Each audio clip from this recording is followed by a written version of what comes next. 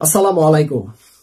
দেখুন, চীন এবং পাকিস্তান তারা তাদের ভিতরে কিন্তু দীর্ঘদিনের একটি সম্পর্ক রয়েছে, কৌশলগত সম্পর্ক এবং কি সেনাবাহিনীর যে আদান প্রদানের সম্পর্ক বা নিরাপত্তার যে সম্পর্ক চীনের সাথে পাকিস্তানের, এবং কি পাকিস্তানের যে বন্ধুসুলভ যে আচরণ চীনের সাথে, সেটা কিন্তু দীর্ঘদিন হচ্ছে এবং কি পাকিস্তানের সাথে চীনের একটি ভালো সম্পর্ক আছে, এটা আপনারা নিশ্চয়ই জানেন।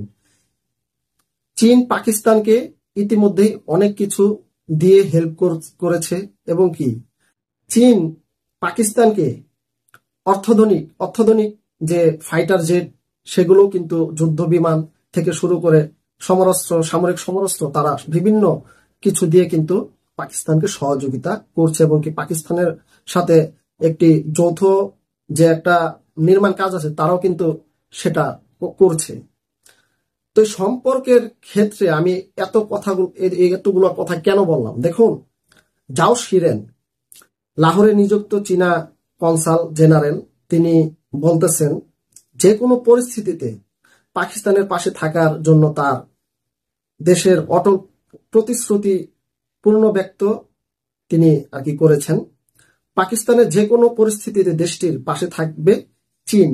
কৌশলগত সহযোগিতা, নিরাপত্তা এবং অর্থনৈতিক প্রবৃদ্ধির বিষয়ে চীন পাকিস্তানের সঙ্গে ছিল, আছে এবং থাকবে। জাও শিরেন লাহোরে নিযুক্ত কনসাল জেনারেল তিনি এই কথা বলেছেন।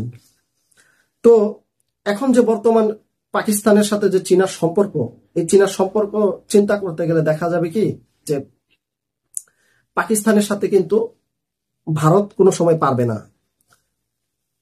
তাদের সাথে অনেক কৌশলগত, পাকিস্তানের সাথে অনেক কৌশলগত চীনার যে সম্পর্ক, এই সম্পর্কের ক্ষেত্রে যদি ধরেন তাহলে অনেক দেশই তাদের পিছনে আছে।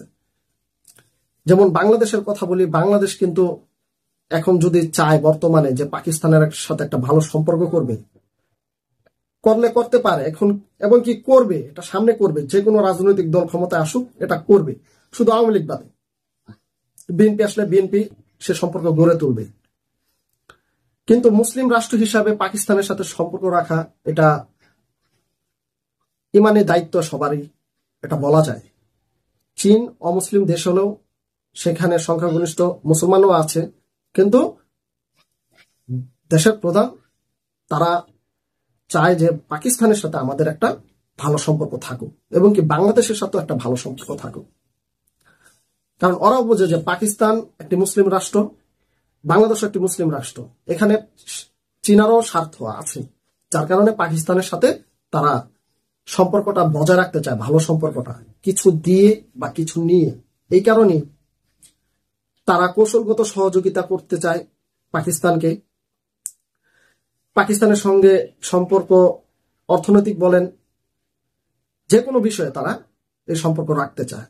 বাংলাদেশের পক্ষ থেকেও অবশ্যই আমাদের বাংলাদেশের জনগণের পক্ষ থেকে আহ্বান থাকবে যেন পাকিস্তান এবং চীনের সাথে বাংলাদেশ সম্পর্কটা আরো জোরালো, আরো কঠিন করা যায়।